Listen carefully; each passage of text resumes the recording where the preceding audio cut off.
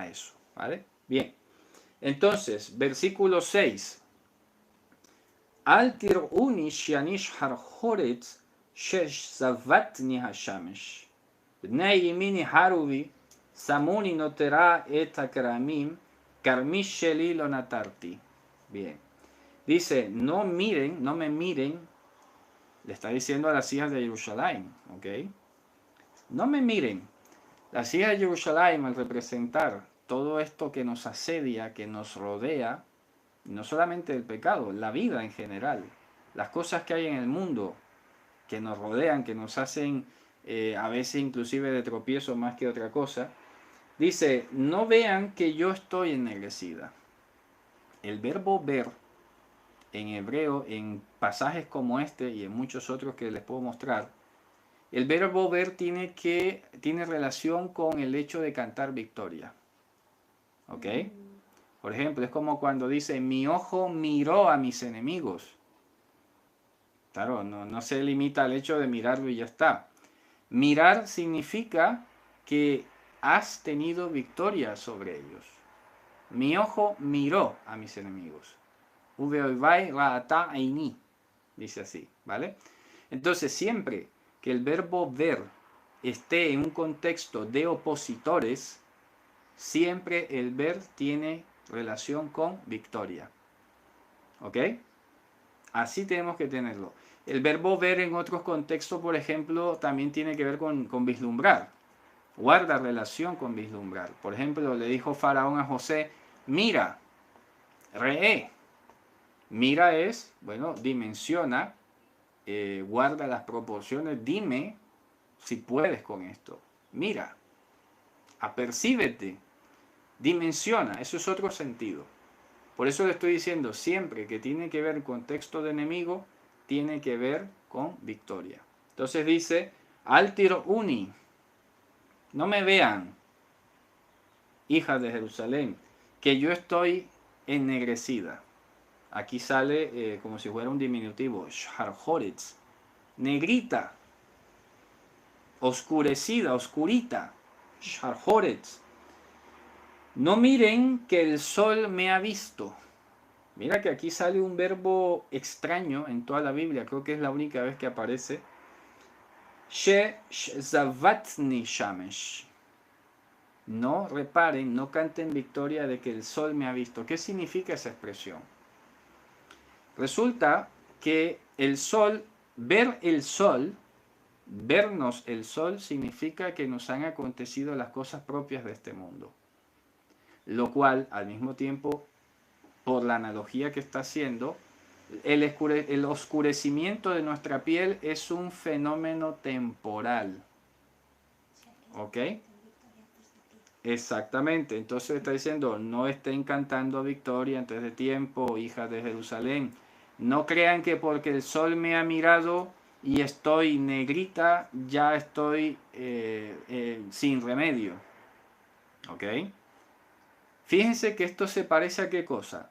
A lo que el Evangelio dijo, esta leve tribulación momentánea es incomparable con el excelente peso de gloria, ¿ok?, que nos ha sido reservado. Esta leve tribulación momentánea produce en nosotros un cada vez más excelente peso de gloria en los cielos. Entonces, el que el sol nos mire y nos oscurezca a veces, ¿sabes?, las cosas de la vida, que nos atropellen, que nos dejen oscurecidos, que parece que la luz se nos va, pues eso no es victoria. ¿A qué más nos recuerda esto? Esto nos recuerda a lo que dice, por ejemplo, Pablo, que estamos atribulados, pero no destruidos. Vamos a leerlo, que eso se encuentra en Corintios, ¿no? Un segundo, vamos a buscar. Estamos atribulados, mas no angustiados, creo que dice así, ¿no? Vamos a buscarlo. Eso se encuentra en 2 Corintios 4, el 8 al 10. Pues esto que vamos a leer es directamente lo que estamos leyendo aquí en Cantares, en Shir HaShirim. Que estamos atribulados en todo, mas no angustiados, en apuros, mas no desesperados, perseguidos, mas no desamparados, derribados, pero no destruidos, ¿ok? Llevando en el cuerpo siempre por todas partes la muerte de Yehoshua, para que también la vida de Yehoshua se manifieste en nuestros cuerpos. Efectivamente, no crean que el pecado me ha vencido, ¿ok? No crean que ya nadie va a venir a buscarme. No crean que perdí el decoro y la promesa que mi amado me ha dado. Y esto se acuerdan que guarda alguna relación también con lo que estudiamos en esa haftará preciosa de Kumi Ori. Levántate, brilla, porque tu luz, ¿se acuerdan? Kumi Ori Kiva Orej. Entonces, aunque la oscuridad se iba a cernir sobre Israel, ¿se acuerdan que hablamos de Vespasiano y la destrucción del templo, cómo la luz se había perdido y todo lo demás? Pues resulta que en esos momentos de mayor oscuridad es cuando iba a resplandecer. Por eso lo leíamos ahora en ese salmo. Tú eres el que hace luz en mi oscuridad. Entonces, esto es un mensaje también de consolación y de fortaleza. Muchos de nosotros seguramente hemos pasado o tal vez tengamos que pasar alguna situación difícil que apague esa luz, ese gozo y alegría. Acuérdense, el gozo de la salvación, decía David, devuélveme el gozo de la salvación. Pero no podemos nunca perder de vista que tenemos una promesa de decoro, una promesa de revestimiento, una promesa, ¿de acuerdo?, que va a representar en nosotros la reivindicación de lo que Dios ha prometido, ¿vale? Entonces está diciendo, no canten victoria, no me vean ya como que estoy negra y que el sol me ha mirado. Dice, Bnei imini harubi, dice, los hijos de mi madre, dice, se encendieron contra mí. Los hijos de mi madre se encendieron contra mí. Mira que todo esto es una metáfora, ¿eh? Ahora menciona a otros participantes en el relato, que ya vamos a identificar ahora. Dice, los hijos de mi madre se calentaron contra mí, dice literalmente. Ni harubi. Samuni notera et kraimim, karmisheli lonatarti. Me pusieron como guardiana de las viñas, y mi viña, la mía, no la guardé. ¿Ok? Entonces, cuando estamos hablando aquí de los hijos de mi madre, es una alusión directa a los mandamientos. ¿Ok? A los mandamientos. Los hijos de mi madre, dice, se calentaron contra mí. Claro, todas las demandas que habían en la Torá respecto de nosotros hacen su reclamo. Efectivamente, como hasta el propio Evangelio lo es. Mashiach dijo, la palabra que les he hablado, esa es la que los va a juzgar en el día del juicio. La palabra que les he hablado. Entonces, los hijos de mi madre, claro, estamos hablando de la misma matriz. ¿Me explico?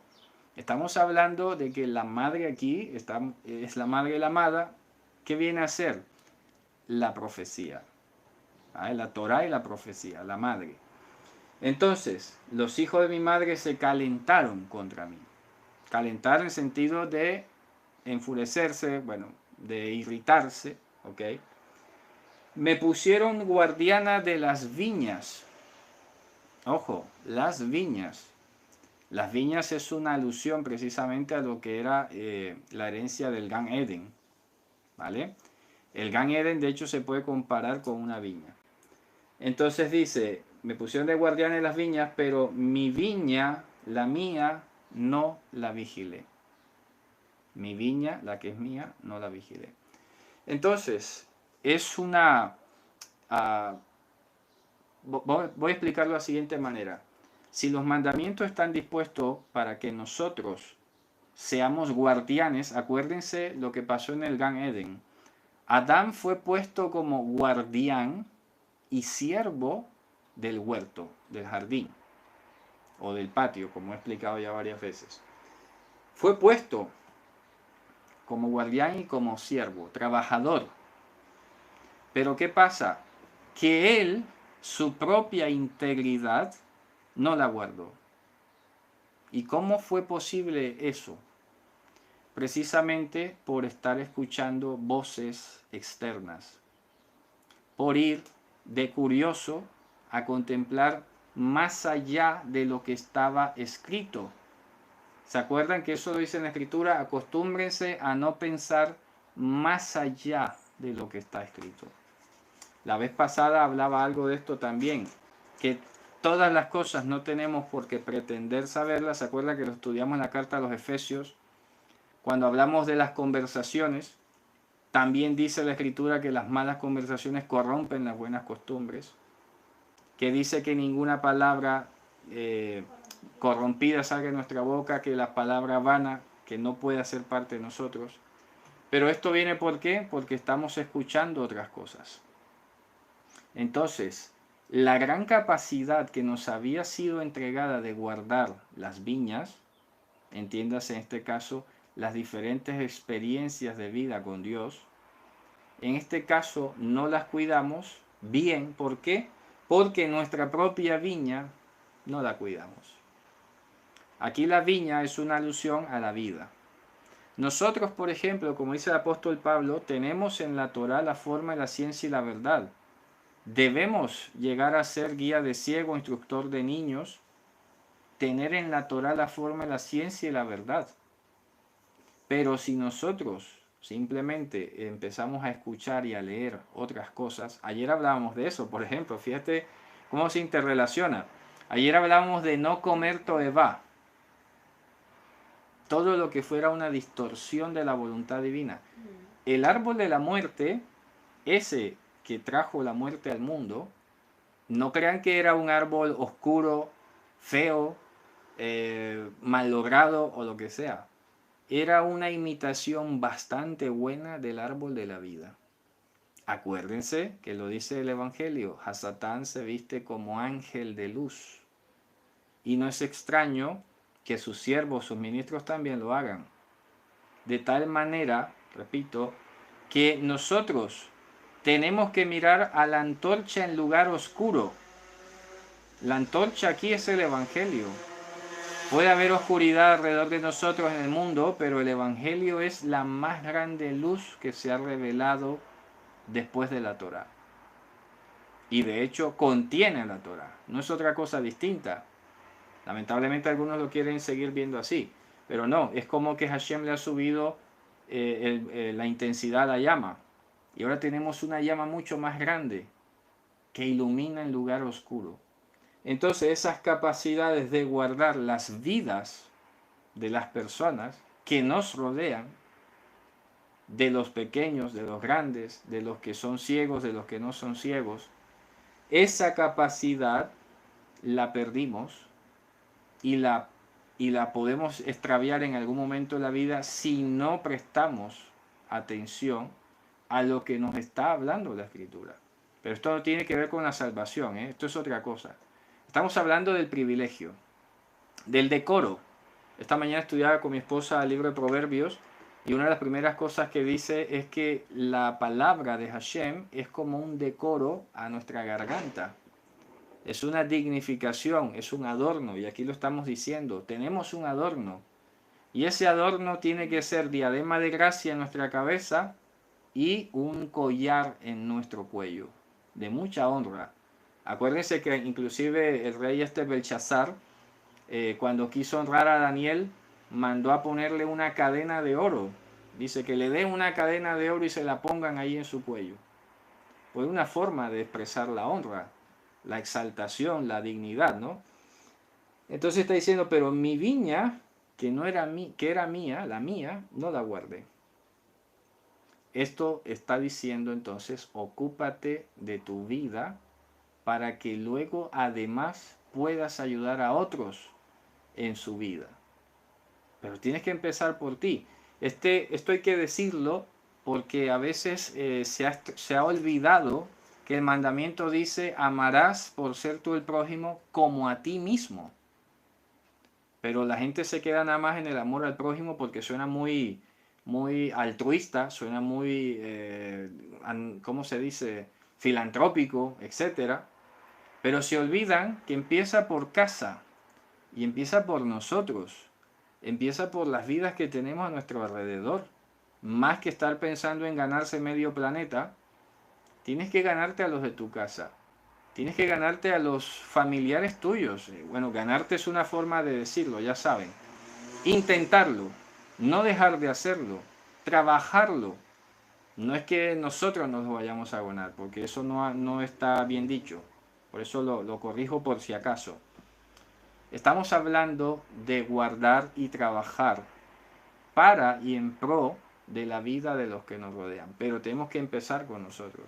Porque si nosotros no guardamos ese buen testimonio que implica cuidarnos a nosotros, aplicar la voluntad de Dios para nuestra vida, entonces, fíjense ustedes que el apóstol Pablo hizo una comparación. No venga a ser yo que, habiendo siendo heraldo de muchos, quede yo como el que menos. ¿Sabes? Habiendo sido heraldo de muchos, venga yo a ser como el que menos. O, peor, termine siendo guía ciego de otros ciegos. No puede ser, ¿me explico? Entonces, fíjense ustedes que en este caso estamos hablando precisamente de cómo debemos preservar esta viña nosotros, porque hace parte de toda la decoración de todo lo que nos ha sido entregado. Por eso